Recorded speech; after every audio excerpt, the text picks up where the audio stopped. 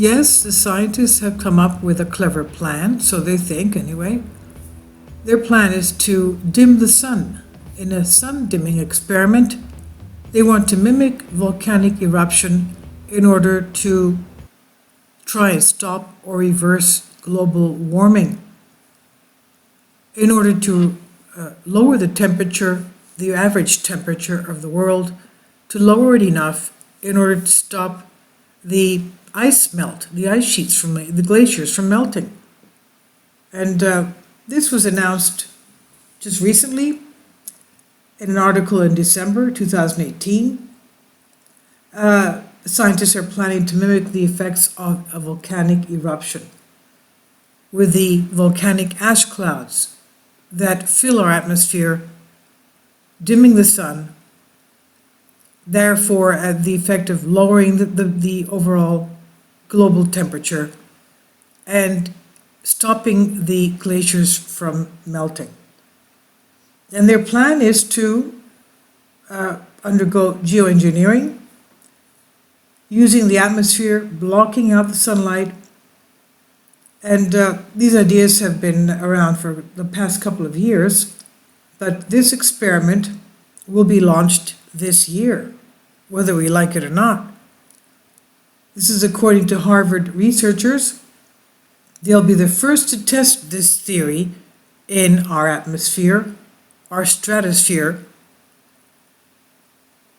and it's going to be a live experiment on us, of course, not only on us, but on everything on Earth, plant and animal life. This team from Harvard aims to use a balloon. They're going to suspend it 12 miles above the Earth, and then they're going to spray tiny chalk particles across a whole kilometer-long area, and they have the intention, the goal of reflecting the sun's rays away from the planet. Now, how they're going to do it when they only do it for 1 kilometer, that's my question. What's 1 kilometer worth of ash going to do? But they believe that they'll, in this attempt, replicate on a small scale the eruption of Mount Pinatubo that happened in 1991 in the Philippines. And as this experiment evolves, they aim to mimic what happened in Pinatubo. The volcano spewed 20 million tons of sulfur dioxide into the stratosphere, which is of course harmful to people and plants, animals, and that created a haze that cooled the planet by 0.5 degree centigrade for a year and a half.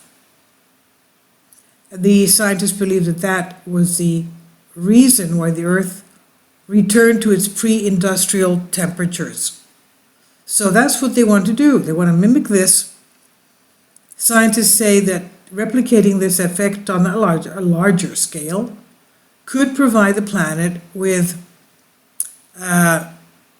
mitigating global warming, stopping the sea ice from melting, and also protecting the corals from being bleached.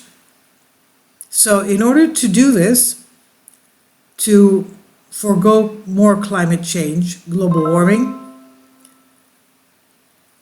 geoengineering emerged as the appealing plan.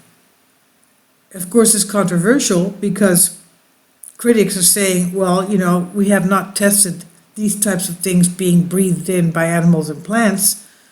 And okay, you may want to stop global warming, but in the end result may be that the plant life and animal life will be devastated. Now, some scientists suggest that solar geoengineering could have all types of complications. For example, whatever they're going to be spraying into the atmosphere is going to harm the crops and therefore the food that the animals eat. Not only animals, but humans as well. And it could even wipe out species of crops altogether. And others say, well, it distracts attention from the cutting fossil fuel emissions. The team members from this team of Harvard and Professor David Keith, believe their analysis will benefit and will bring down the global temperatures. And they believe that their results will be more beneficial than the negative results that may come out of this. I'm sorry to be laughing, but you know, I can't see any good coming out of spraying talc powder into the atmosphere. You know, talc, first of all, is poison, and the particles of talc are so fine that they could clog up your not only the pores of your skin, but your lungs as well. They're so fine. But I guess they have to use something like talc powder because of the fact that it can't be, if it's any bigger than that, the particles will just drop by gravity onto the earth. They won't be staying suspended in the atmosphere. So they want to use talc. And God knows what else they're going to have in there. I'm just shocked.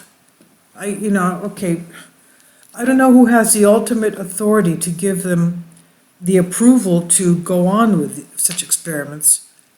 Anyway, I'll leave a link below for you for this on The Independent.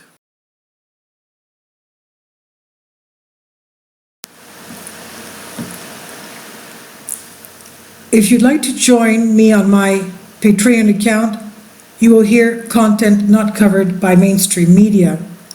These riveting stories will be based on my research, and I will state my opinions and give my personal insight on diverse and controversial subjects and world events not covered by mainstream media, and not supported by YouTube guidelines. So whatever I have on my Patreon, most of those will not be on my YouTube channel.